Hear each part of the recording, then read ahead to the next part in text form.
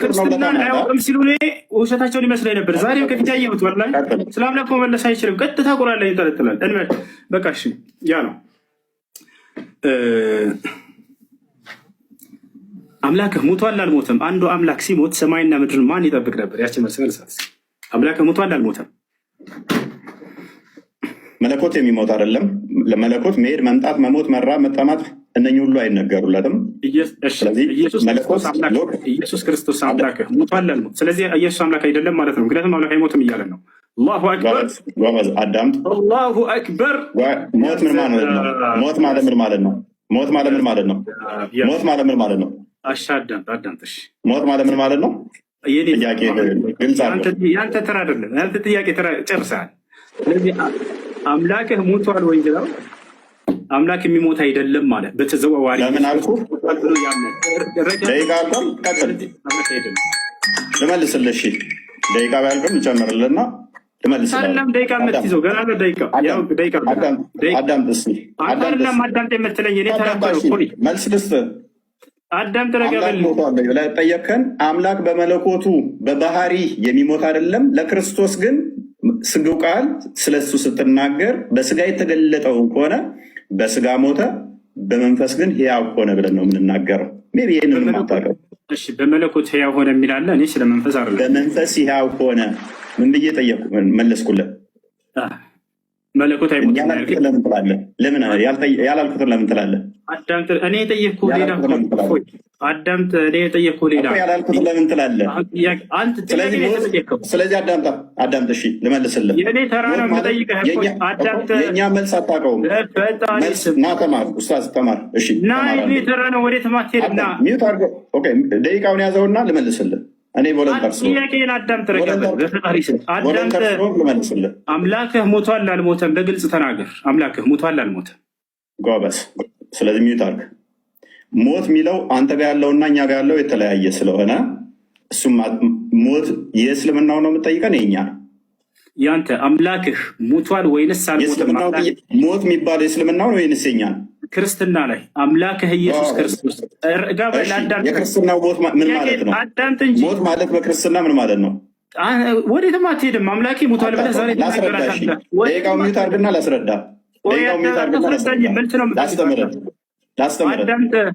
ላስተምረህ። ጥያቄው አትሽፎይ። አምላክህ ኢየሱስ ክርስቶስ ሞቷል ወይንስ አልሞተም? መልስ። በስጋ ሞተ፣ በመንፈስ ሕያው ሆነ ብለን እናምናለን። ሞት የሚነገረው ነፍስና ስጋ አንድ መለየት ስለሆነ ያዕቆብ ምዕራፍ 2 ላይ ከቁጥር 24 ጀምሮ ስለሚናገር፣ ሞት እንደናንተ ግን መጥፋት ከሆነ እኛ እንደዛ እናምንም። ስለዚህ ማን ያስተዳደር ነበር ምናምን መለኮት ለቅጽበት እንኳን መሞት ወይንም መለየት የለበትም ማለት ነው። ዮሐንስ ወንጌል ምዕራፍ 1 ላይ ቁጥር 18 ላይ እቅፍ እንዳለ ይናገረናል። ክርስቶስ በስጋ እንኳን ተገልጦ አንደኛ ቆሮንቶስ ምዕራፍ 15 ቁጥር 17 ላይ ክርስቶስም ካልተነሳ እምነታችሁ ከንቱ ናት፣ እስከ አሁን ድረስ በኃጢአት ላይ ናችሁ እያለ ይናገራል። አንደኛ ቆሮንቶስ ምዕራፍ 15 ቁጥር 14 ላይ ክርስቶስም ካልተነሳ እንግዲያስ ስብከታችን ከንቱ ነው፣ እምነታችሁም ደግሞ ከንቱ ነው ይላል። የክርስትናን እምነት ከንቱ መሆንና አለመሆን መሰረት ያደረገው የክርስቶስ መነሳት ላይ ነው፣ ትንሣኤ ላይ ነው። እና ኢየሱስ ክርስቶስ ከሙታን ሲነሳ ያየው አንድ የሐዋርያ ምስክር አለ ወይንስ የለም? ኦኬ፣ እዛው የጠቀስከው ምዕራፍ ላይ ሜይ ቢ አንደኛ ቆሮንቶስ ምዕራፍ 15 ነው የጠቀስከው። እዛው የጠቀስከው ምዕራፍ ላይ ከቁጥር 1 ጀምረህ አላነበብከውም ወንድማችን። መጽሐፍ እንድታነብልኝ አይደለም፣ አትረብሽ። መጽሐፍ እንድታነብልኝ መጽሐፍ ላይ ምስክር ልሰጥህ እኮ ነው፣ ላነብልህ ነው። ጥያቄውን መልስና ማስረጃ ከዚያ ታነሳለህ። እንደሱ እኮ ነው የሚደረገው። ቆይ የኔ ደቂቃ ነው፣ የኔ ደቂቃ ነው። አንድ ደቂቃውን ራሱ ጭማሪ ሰጥቻለሁ። የኔ ደቂቃ ነው። አዳምጠኝ። 11 ደቂቃ ደርሷል ጭማሪ። አዳምጠኝ። የኔ ደቂቃ ነው። የጠቀስከው ጥቅስ ቁጥር 1 ላይ አላነበብከውም ማለት ነው። አላህ ለምሳሌ ኢሳን አስመለጠው ሲባል ማንም ያየ የለም፣ ማንም ያየ የለም። አምልቷል። እኛ ግን ምን እናምናለን? ምስክር እንዳለ እዛው የጠቀስከው ምዕራፍ ላይ ልመታህ እኮ ነው። አንተ በጠቀስከው ምዕራፍ ላይ ሲጠየቅ ጊዜ አላህ ሙሐመድ የለም ያለው አይ ኡስታዝ እሱ ኤኒዌይስ ኮንክሉዥን እንስት እና ኢየሱስ ክርስቶስ ከሙታን ሲነሳ ያየው አንድ ሐዋርያ የለም አለ። የሐዋርያ ዮሐንስ ወንጌል ምዕራፍ 20 ላይ አንድ በል እዚሁ የጠቀስከው ምዕራፍ ላይም ሰጠው። አላህ ግን ኢሳን ሲያስመልጠው አንድም ማስረጃ ማምጣት አይቻልም። ኢሳን አስመልጠው ማስረጃ የለም። መመለስ አይችልም። ለምን ስላልፈለክ ነው። ኮንክሉዥን መለስ በቃሽ። ኮንክሉዥን ይበቃል።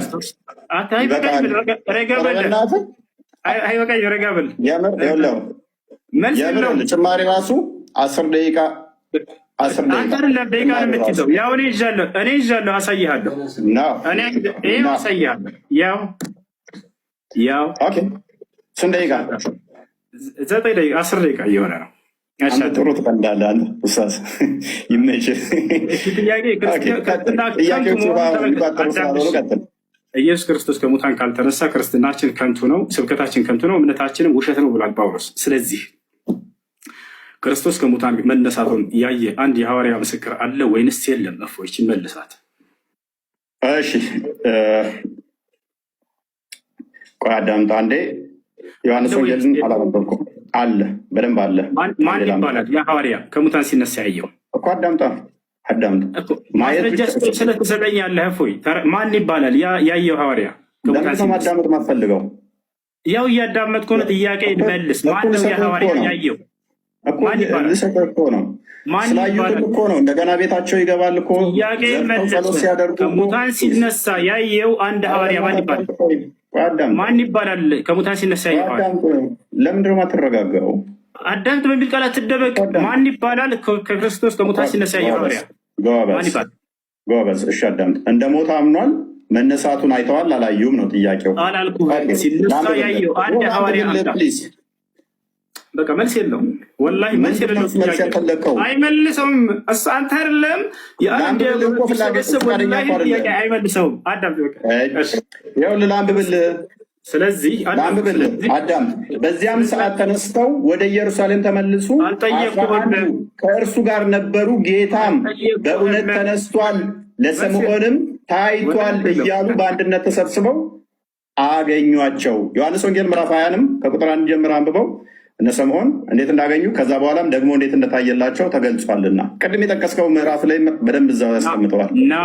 ና ክርስቶስ ከሙታን ሲነሳ ትንሣኤ ሲያደርግ ያየው ሐዋርያ ማን ይባላል? ስሙ አንድ ሐዋርያ ሜቢ አይሰማም እንደ ውሳዙ ምን ሆነ ነው? ወላሂ መልስ በዚያን ሰዓት ተነስተው ወደ ኢየሩሳሌም ተመለሱ። 11ዱ ከእርሱ ጋር የነበሩትም ጌታ በእውነት ተነስቷል፣ ለስምዖንም ታይቷል።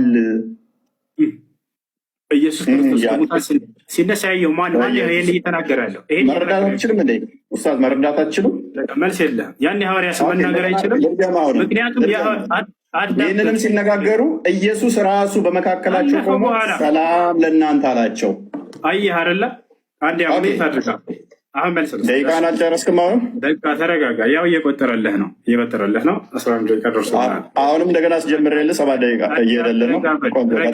ክርስቶስ ከሙታን ካልተነሳማ ክርስትናችን ከንቱ ነው ብሏል ጳውሎስ። ማነው? እምነታችን ከንቱ ነው ብሏል። ስለዚህ ክርስቶስ ከሙታን ሲነሳ ያየው ሐዋርያ ማን ነው ብለው ይሄ ሰውዬ ስሙን ሊጠቅስ አልቻለም። ጥያቄ ጠይቅ። ማብራሪያ አይደለም ኡስታዝ፣ ማብራሪያ አልተጠየቅም። አላህ ኢሳን ሲያስመልጠው ያየም የለም። ማን ነው በሱ ቦታ የተሰቀለው? ሚያቅ የለም። ኢሳ ተመልሶ ይመጣልም የሚል በቁርአን ውስጥ ሽታው የለም። ስለዚህ ሌላ አርጉመንት ዛትምጣ አይደለም። ሲነሳ ከመቃብር ሲነሳ ሲያርግ እንኳን ሐዋርያት ሥራ ምዕራፍ 1